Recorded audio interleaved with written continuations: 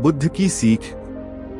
भगवान बुद्ध सद्विचारों का प्रचार करने के बाद राजगृह लौटे, लेकिन नगर में सन्नाटा था। उनके अनुयायी ने उन्हें बताया, भगवान एक राक्षसी को बच्चों का मांस खाने की लत लग गई है। नगर के अनेक बच्चे गायब हो गए हैं। इससे नागरिकों ने या तो नगर छोड़ दिया है या वे अपने घरों में दुबके बैठे हैं। भगवान बुद्ध को यह भी पता चला कि उस राक्षसी के कई बच्चे हैं।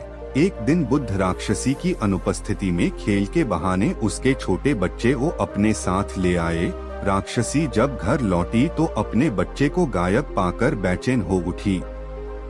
सबसे छोटा होने के कारण उसका उस बालक से अधिक लगाव था।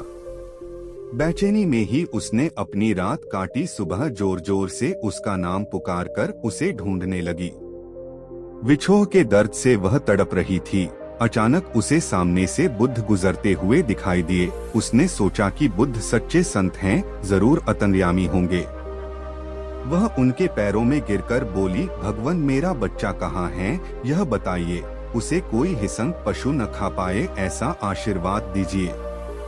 बुद्ध ने कहा, इस नगर के अनेक बच्चों को तुमने खा लिया, कितनी ही इकलौती संतानों को भी तुमने नहीं बख्शा है।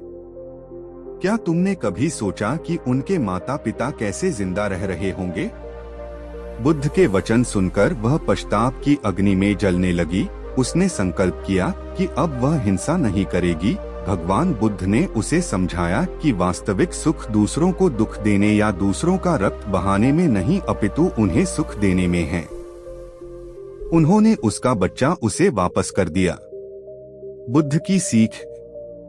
एक स्त्री का एक ही बेटा था, वह भी मर गया तो रोती बिलखती वह महात्मा बुद्ध के पास पहुंची और उनके पैरों में गिरकर बोली, महात्मा जी, आप किसी तरह मेरे लाल को जीवित कर दें।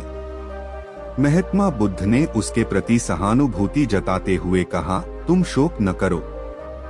बुद्ध ने उस महिला को सत्य बताने के लिए सराहना देते हुए कहा, मैं तुम्हारे बेटे को जीवित कर दूंगा, लेकिन एक शर्त है कि तुम किसी ऐसे घर से भिक्षा के रूप में कुछ भी मांग लाओ जहां किसी व्यक्ति की कभी मृत्यु न हुई हो। उस स्त्री को कुछ तसल्ली हुई और दौड़कर गांव पहुंची। अब वह ऐसा घर खोजने लगी जहां किसी की मृत्यु न हुई हो। बहुत ढूंढा, लेकिन ऐसा कोई घर उसे नहीं मिला। वह निराश होकर महात्मा बुद्ध के पास आई और वस्तुस्थिति से अवगत कराया। तब बुद्ध बोले, यह संसार चक्र है, यहाँ जो आता है उसे एक दिन अवश्य ही जाना पड़ता है।